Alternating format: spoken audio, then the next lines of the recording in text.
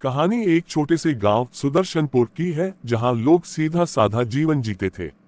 गांव के लोग मेहनती और ईमानदार थे, लेकिन एक समस्या से सभी परेशान थे। गांव के पास बहने वाली नदी में हर साल बाढ़ आ जाती थी, जिससे गांव में भारी नुकसान होता था। इस समस्या को लेकर गांव में एक पंचायत बुलाई गई। इस पंचायत में गांव के प्रमुख लोग और कुछ युवाओं ने हिस्सा लिया। गांव की चौपाल में लोग इकट्ठा होते हैं। रामलाल सबसे पहले बोलने के लिए खड़े होते हैं। भाइयों और बहनों, हर साल की तरह इस साल भी हमारी नदी में बाढ़ आई। फसलें बर्बाद हो गईं, घरों में पानी घुस गया और हमारा गांव संकट में है। हमें कुछ करना होगा ताकि आने वाले सालों में हमारे बच्चों को ये मुसीबत न झेलनी पड़े। बाबा, आप सही कह रहे हैं, लेकिन सालों से हम एक ही तरह की पंचायतें करते आ रहे हैं। हम बस चर्चा करते हैं, पर असल में समाधान की ओर नहीं बढ़ते। मैं चाहता हूं कि हम कुछ ठोस कदम उठाएं। रवि सही कह रहा है।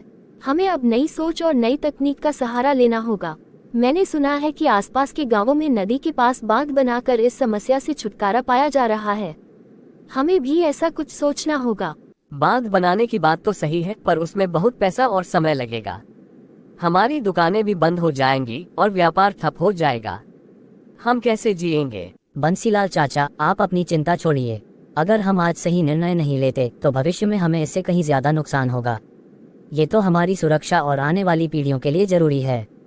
रवि, तुम्हारी बातों में दम है, लेकिन सिर्फ बांध ही समाधान नहीं है। हमें और भी विकल्पों पर विचार करना चाहिए।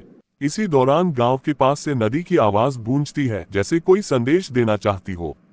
यह आवाज गांव के लोगों की अंतरात्मा की तरह गूंजती है।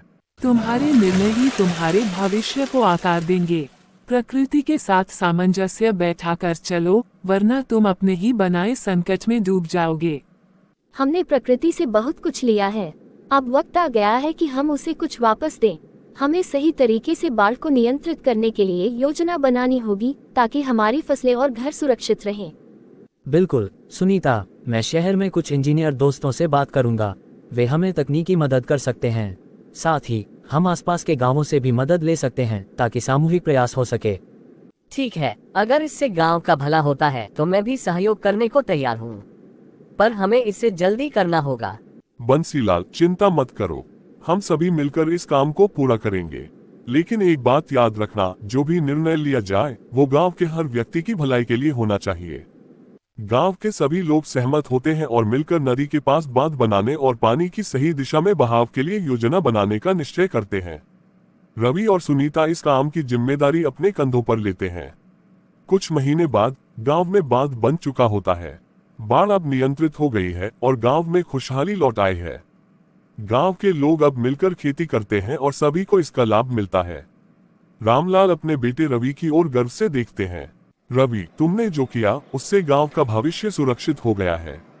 मैंने हमेशा सोचा था कि पुराने तरीके ही सही हैं, लेकिन तुमने मुझे गलत साबित किया। नई सोच और साहस से ही समस्याओं का समाधान संभव है। नहीं बाबा, ये सब मिलजुल कर ही हुआ है। अगर सुनीता और गांव के लोग साथ नहीं देते तो ये सब मुमकिन नहीं होता। हमें बस ये याद रखना चाहिए कि जब भी कोई समस्या आए, हमें मिलकर उसका सामना करना होगा।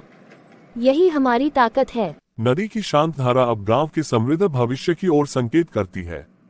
गांव के लोग एक नई शुरुआत करते हैं और उन्हें यह एहसास होता है कि सही निर्णय, एकता और नई सोच से हर समस्या का समाधान संभव है।